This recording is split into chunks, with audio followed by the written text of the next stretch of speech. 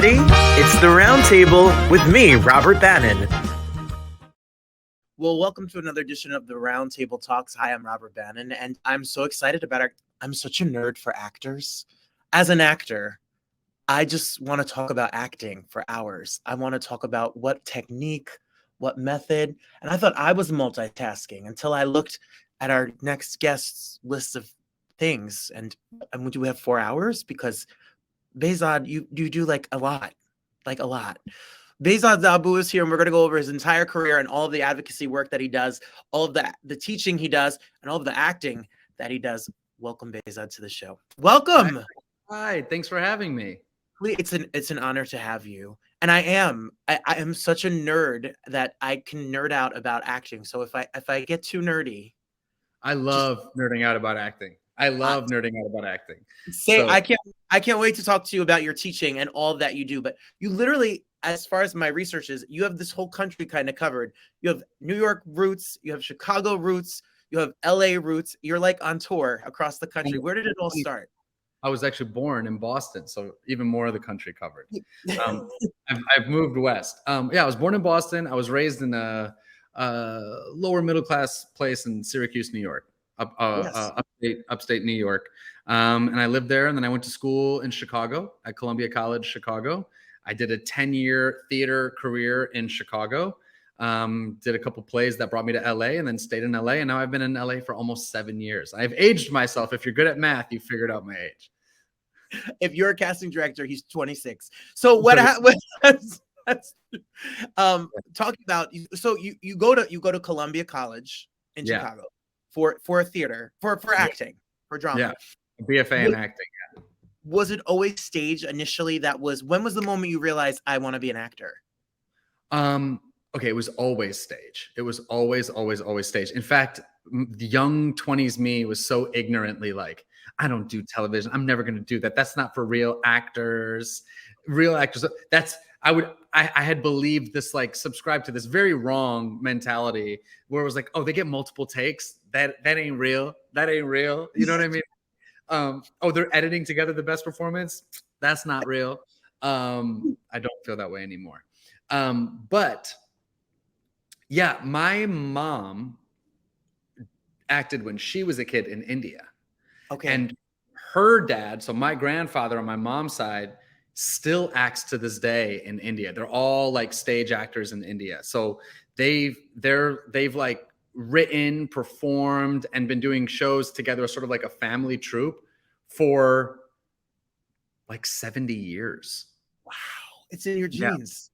Yeah. It's in your DNA. Mom always says that, like, it's in the blood. And so when I was young, my mom put me in, like, I remember the first thing I did was Royal Fairy Tale Theater, which was a group of like elementary students who would do elementary versions of Shakespeare. And so my first role was playing King Alonzo in The Tempest. and I wore my mom's like purple tights, and I got like a little, dollar store crown and pointed, that was my role.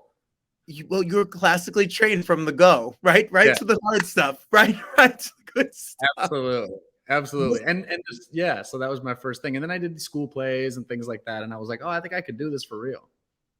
And you go to school for it. It's your family's business, really. So it wasn't something that foreign. And then was there a certain technique as an actor that you learned? What I love about Columbia is the faculty at Columbia College, especially at the time. The school has changed so much since I left, new chair and everything. But RIP, the chair of our department was Sheldon Patinkin, who was actually one of the founders of Second City, wrote the book on musical theater. If any of you listeners out there studied musical theater in college, you probably read Sheldon Patinkin's book on musical theater. But he was the chair of our department. So he was like an uncle to me when I went to school. And his whole thing was, you're going to learn whatever the method of the teacher that you're taking. So you can kind of create your own thing there. So I took so many amazing teachers and learned a bunch of different methods. So viewpoints, and obviously Meisner, Stanislavski, and just straight up objective work, and Michael Chekhov's psychological gesture. All of these things that I learned from these masters is actually what I use today when I teach. You still do. So yeah. I'm a, not that this is about me, but Oh, no. but for me, I was a musical theater student at Juilliard Prep, and I gave up musical theater and stopped acting for 12 years, became a school teacher, and Oh, then wow. 30 years old, like an early midlife crisis, decided that I need to go back to art. And Yeah. I went to William Esper. I'm a Meisner trained actor, and Meisner, and you what actors out there where you don't know is like there's these techniques, and people, there are some actors that will fight you to the death about the way Yeah. that they prepare. Yeah. When you get approached by another actor, I know I'm jumping around, but when you get approached by Yeah. another actor, do you keep your technique? Is it very alone in your own body and in your own spirit, or is it a conversation with your scene partner or with who's in the scene with you? There's so many things that like resonate with me and don't resonate with me. And then there's things that really make so much sense to me that when I'm describing it to someone else, they're like, ah, and I'm like, yeah, because we're all different, right? And so I use different things for different objectives. It's like I don't screw in an IKEA drawer with a hammer. I use a hammer for a hammer and I use a screw for a screw, right?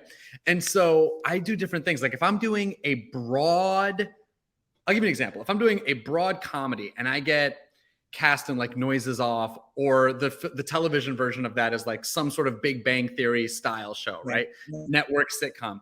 I'm going to tap into my movement, my clown, my what part of my body am I leading with, my psychological gesture, like all sorts of things I'm going to think about. And then I'm going to scale it to the right scope of the thing. So if I'm feeling immense joy, I am going to go through psychological gestures of the clown, like, and to sadness, and then I'm gonna sort of like bring it down into what I need. But I'm not going to do that if I get cast in Succession. If I get cast in Succession, it's really going to be, what do I want? What's stopping me from getting it? And what are my tactics to get around it? Right? I'm going to be thinking about substitution. So there's all sorts of things. Like and then I did this play called Disgrace that actually won the Pulitzer in 2014. And when I did, hey, yeah, that's me doing Disgrace at the Goodman. Oh, that's cool. Oh, you had that ready. This is high tech. I'm ready. Oh no, we do our research. When I did Disgrace, my method had to change because I did it in 2012 when I was in my 20s. Then I did it again in 2016. And I know it's only 4 years, but I had like grown up. And I had grown up a little bit to the point where, follow me here, when you're 22 and you're playing a role and you're sort of delivering wisdom to an older character, it can come across as sort of like the innocence of a child sees things in a different way. Okay. And then when you're 27, 28, delivering the same exact speech to a grown-up, then it comes across as like, nah, I've been fooled, and and you're not going to fool me anymore. Now I know what's up. I know better than you, right? That changes the method. And then you do, I don't know, hundreds and hundreds and hundreds of performances of it. The methods have to change again because now my methods are about keeping me engaged. Right. It's no longer about connecting. I know it's connected. It's no longer about text analysis. I know the text. Now it's about like, how do I keep sure that my performance is not stale? So now my methods changed again. So now I'm like, now it's a lot of observation work. Oh, I saw his eyes move that way. I'm gonna follow him. Oh, I got to stay engaged, you know? So my methods are always changing. Yeah. And is there a big difference, the methods that you take to television versus stage? Yeah. Yeah. Small and It's not just size, but size is a great way to think of it. So one thing I always think about is like, I don't know what those things are called. I think it's called a MIDI board, the things that DJs use with all the sliders. Yeah. So like, I don't know anything about sound clearly, but yeah, So I think about everything being on a 0 and you have +10 and you have -10. Well, okay, for actors, I think you have intensity, you have tempo, you have rhythm, you have volume, you have pace, you have all sorts of you have the distance that you are, right? Negative space. So you have all these things and you could play around with it. So on stage, my volume might increase with my intensity, but on camera, my volume might decrease with my intensity. But the intensity is still the same level, right? And there's all sorts of things you could do. And I think about that all the time. Yeah. that's what's so great about this art form, is that it's always it's a playground, and it's about human emotion, and it's about behavior. I'm so fascinated by human behavior, and I think being an actor and you become fascinated by human behavior. Sometimes it's a movie, a TV show that I may not even enjoy the plot, but there may be somebody in it that I'm so fascinated with their behavior and their choices that just takes the whole. I'm like, I don't know what the movie was about, but I can tell you that it's just a fascinating gift and a curse, I guess. It's the acting bug. The acting bug. Well, for everyone watching that, you're like, I know, we all know you, and let's take a peek at some. I mean, we could look at this. This is very funny. Why leave Conrad Ricamora alone? What are you doing here in this picture? That was some cast. That was some seasons that you were on. Evilness, though. Come on. Yeah. Did you have fun? It was fun. It was like a master's program in television work. We all get trained. This is not about a school. I have not met someone from any school, all the top lists, top 10 lists, top 20 lists, the same schools that we're all thinking about right now. When I say that, we all know those 10, 20 schools. None of those schools have I met alumni who come to me in LA and be like, I am trained for television. I've never met a person who says that. They all feel like I am lost. And so it's one of my goals I was lost. So it's one of my goals to come and help make that a little clearer. And for me, I learned a lot being on that set with such great actors. And I mean this with all due respect and like love. They're actually all even better than they're able to be on the show, because the show, you fall into an archetype of what the character is. You fall into the whole point of the show is to give to Annalise Keating, which again is what you should do when you have Viola Davis, right? So, it's all to give. But I think of it like acting, like sports. Like if you're on a team with LeBron James or Michael Jordan, your job is to give them the ball, right? Because they're LeBron James or Michael Jordan. But if you took any one of those guys and gave them their own team, they would also be amazing. And that's how I felt about How to Get Away cast. It's like all of them could lead a show, but we got this leader right now, so let's give them the ball, Yes, so I understand. I mean, congrats to Viola Davis as an EGOT winner. I mean, just her story. If you haven't read her memoir, if you haven't, just everyone, just be a part of the whole experience. She's incredible, and they say like never meet your heroes, which I have found in Hollywood to be true, but she's the exception to that. That is her work from Broadway. I remember seeing Fences originally when she first did it and was like, who is that? What is that? Amazing. That's a perfect thing to tie into earlier. She has that monologue from Fences. Yes. And I'm right here with you, Troy. I'm standing right here with you. So people often say like, well, when you're on camera, it's got to be smaller. And I'm like, okay, well, I saw that performance on Broadway and I saw that performance on screen. It was not smaller on screen. It was just as honest, but it was not smaller. She didn't go from, I'm standing right here with you, and then I'm standing right here. That's not what it was. It was just as intense, but some of the meaty things moved down. So the space was closer. Therefore, the volume was less, but the intensity was the same. Everything was the same. So it wasn't smaller. It was just the right scope. And that's a really fascinating way to put it in terms of the stage version to television, to think of it in that way. Because sometimes you get feedback as an actor, if you send a self-tape, or if you speak to a casting director and they're like, it's too big, or it's too this, or ground yourself. It's not the right language sometimes for an actor. They don't know how to speak to an actor.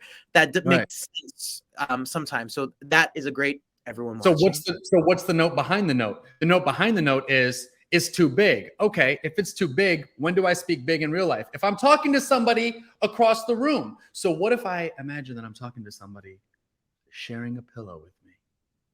Okay, cool. So now it's smaller, but it's only smaller because the distance has been closed. Great, got it. Yeah. Anyway, what do I know? Hired. Where's my checkbook? How many? What do I? When do I start my classes? This is free game. This is free. Go to his website. He has information. You can get information. This is very high tech. One of the most high tech interviews I've done in a long time. I am so flattered. Thank you. We've been at this for a moment, and it's like a passion of my life to speak to artists about art. So it is my pleasure. Speaking of art, art is not always in front of a camera. Sometimes it's in a recording booth. Tell us about this. What is that?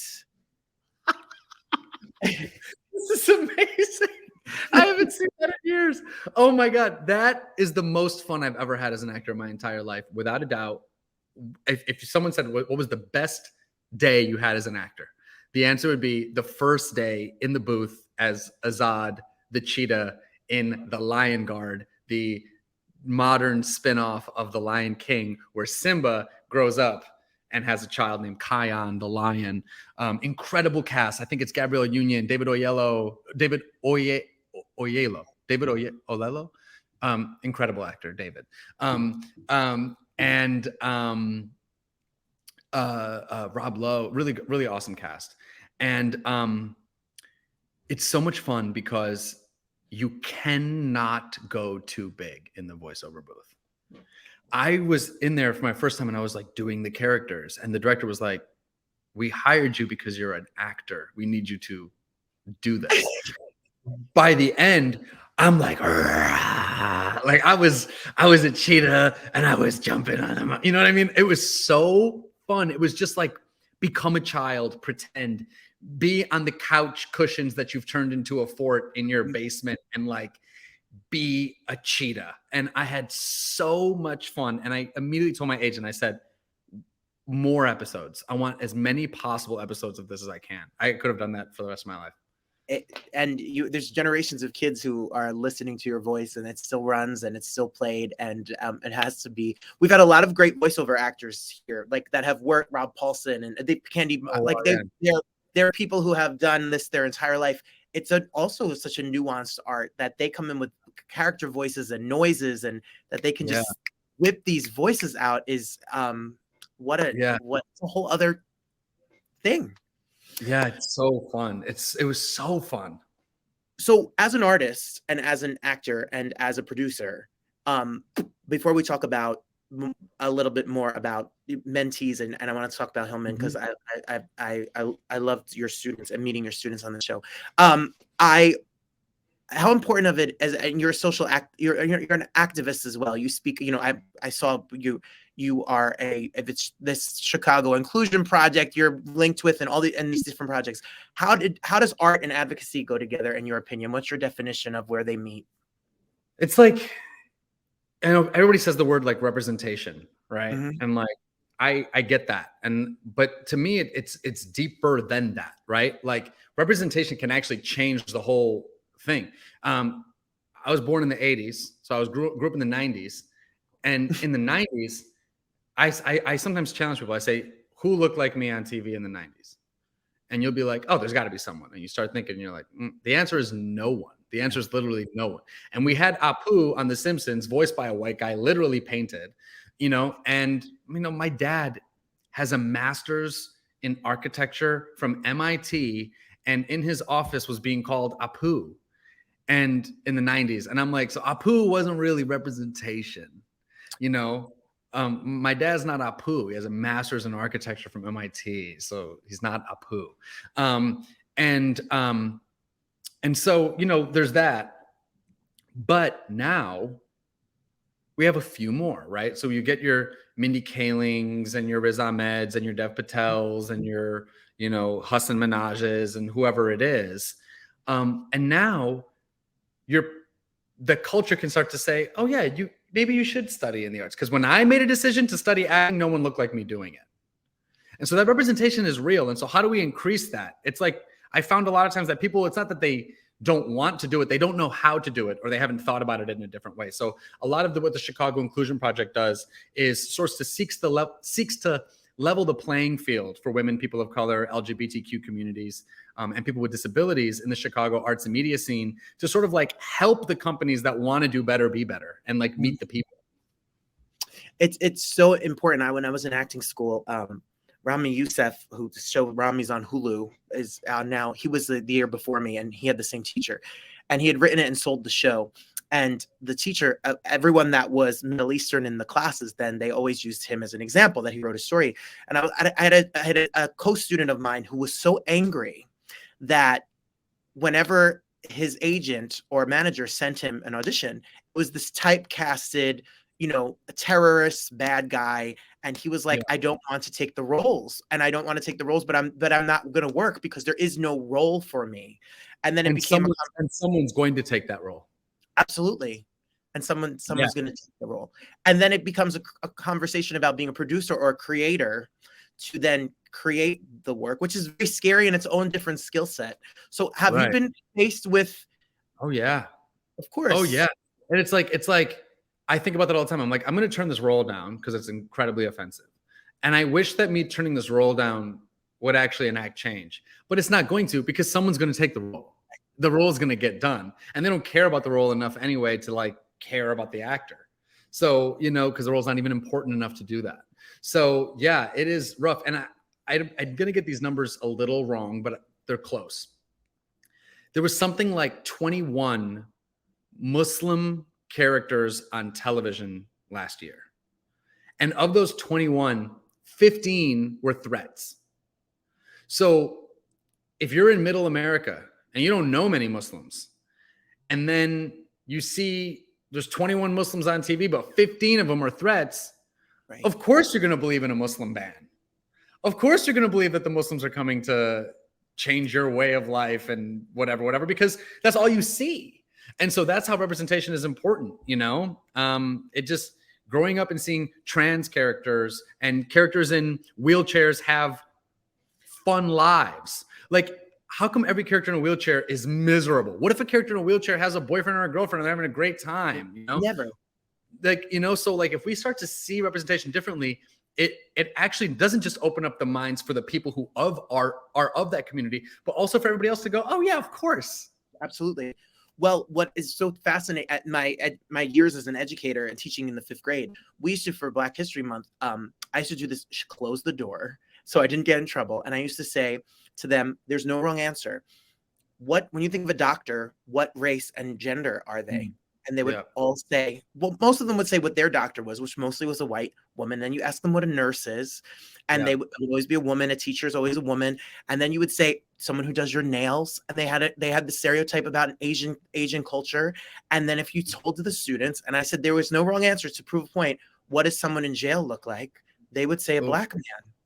Because and just explain to them that this is an image that has been perpetuated by the media and by art, and that we have to break this cycle by showing different representation, that the people have different full lives and a whole experience. It's very powerful in this country, and people don't see it. Yeah. But that's the power of art. That's the power to change art and make art more inclusive for everybody. Absolutely. It really does matter. And it goes beyond just, we saw it. It's also money in our pockets. It's also access. It's everything. It's like if you're on the show, then you're also on the magazine cover. If you're on the magazine cover, now you have producing power. If you have producing power, you can tell more of the stories you want to tell with your friends, which are of your community. And so all of a sudden now it's like, well, now we might get to see This Is Us with brown people, but maybe we'll only get to see that if you put a brown person in a show before that to make them famous so that they have the ability to do it. Like it all keeps going, and it's systemic. It's not, and I say this all the time, it's not like we're a fish and this sort of like racist society we live in is a shark behind us. That's not what it is. It's not, there's not a racist shark behind you. We're swimming in racist waters. Yes. The ocean is racist.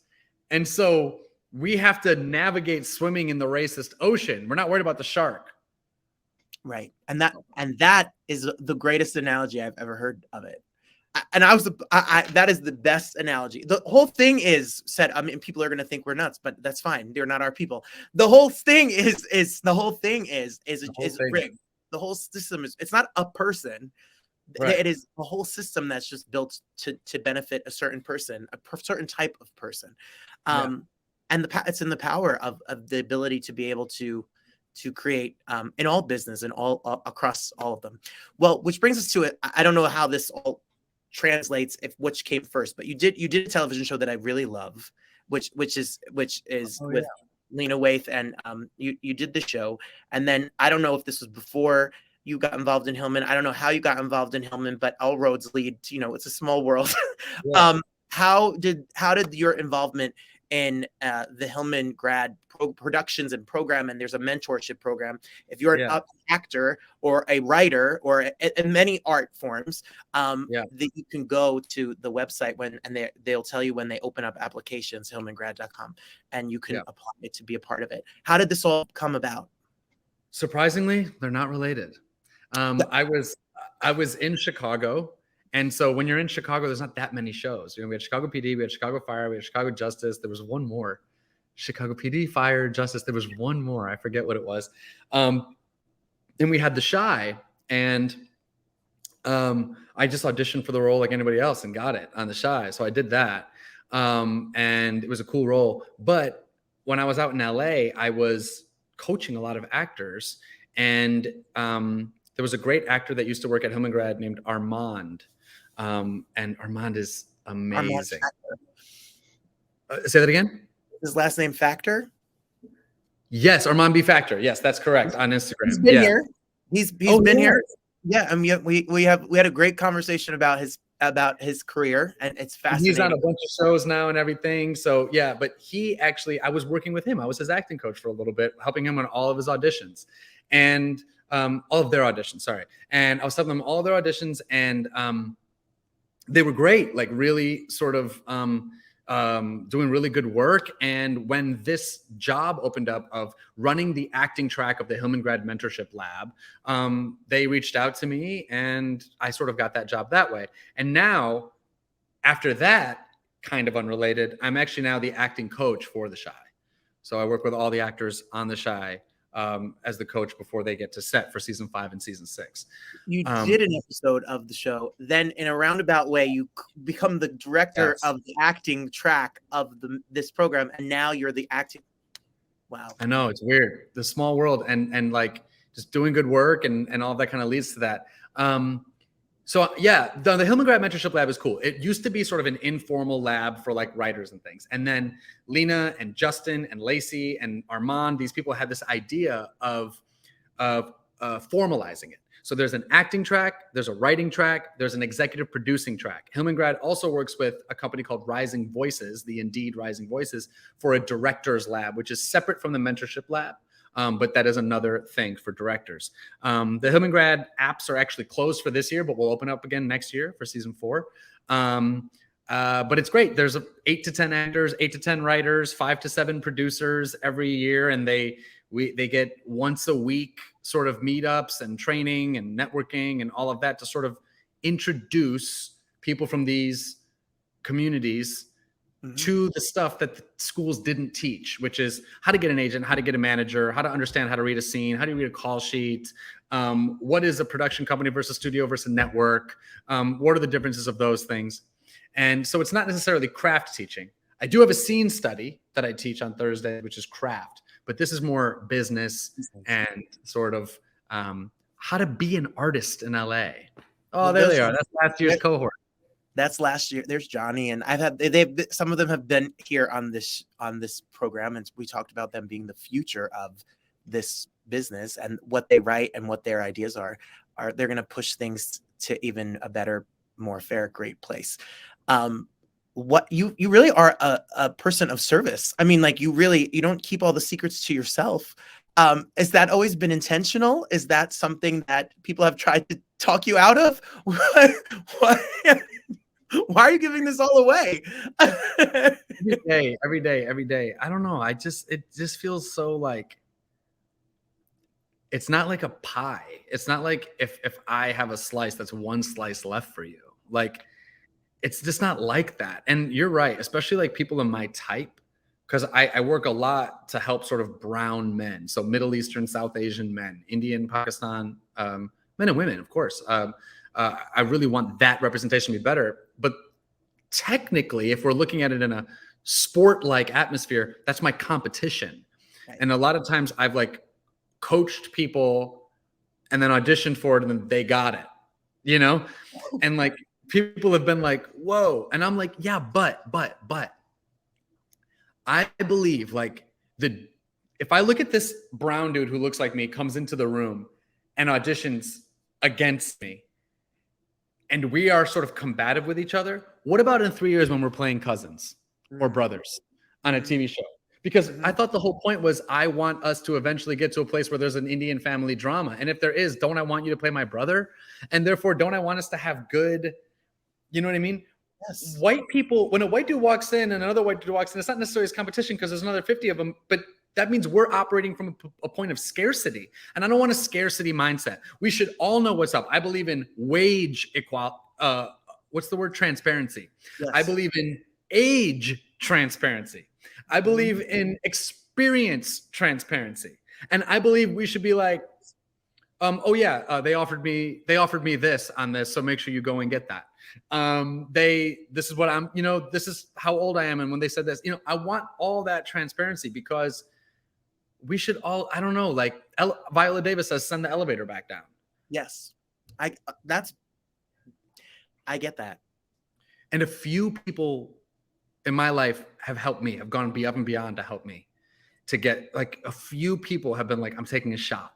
A few people have been like, nah, I'm going to give you a chance. A few people have really, really believed in me. And I'm going to sound like Lady Gaga in her press tour. All it takes is one person to have a, she said it to everybody. All it takes is one person to believe in you. And that's your person. But for real, it only takes a couple people. So I want to be that to people.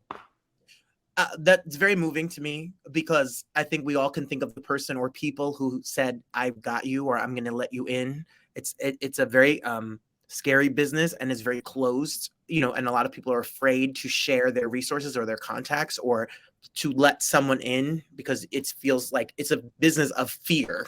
And, and to turn that around and to be able to be inclusive, like let people come in, I think it's only good karma. I think only good energy is going to come back to you. I appreciate that. Also, work for everyone. They're not really secrets. They're there. Yes. People just don't know how to go get them. Like, you learn a lot from reading Deadline and Hollywood Reporter every day. Mm-hmm. You learn a lot from going to the places where the people who talk about this stuff talk and sort of just grabbing a coffee. You kind of learn a lot from just being in the right spaces. So I kind of think of myself more as like, what if you try this? Have you ever been this? Did you know this? It's not like I got the answers. It's like, but here's where you might find your own.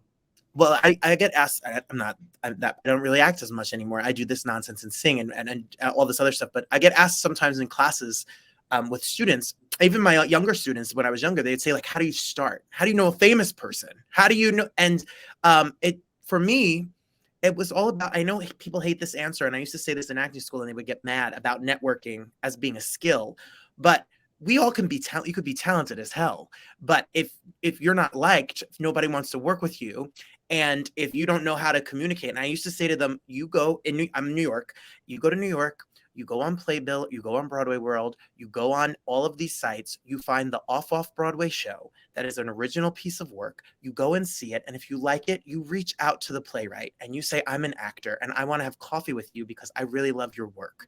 And then you build a community of people who are like-minded actors, and then they will need work and you'll build work. Like there's just a way around it. Find your way around it. It's funny. You're so right about two things. One thing is about reaching out. Sometimes I have friends, I'll be like, yo, reach out to this person. They would be perfect to produce your project. Oh, they're never going to respond to me. And I ask this question. I go, here's a question. If you were them, would you respond? And they're often like, oh, I would actually.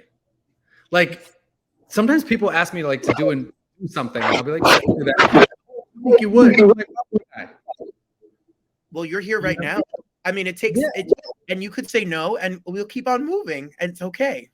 You gotta make the ask as long as it's respectful. And then the other thing is, networking is easy if the things you're saying are sincere. Networking is hard if you're bullshitting.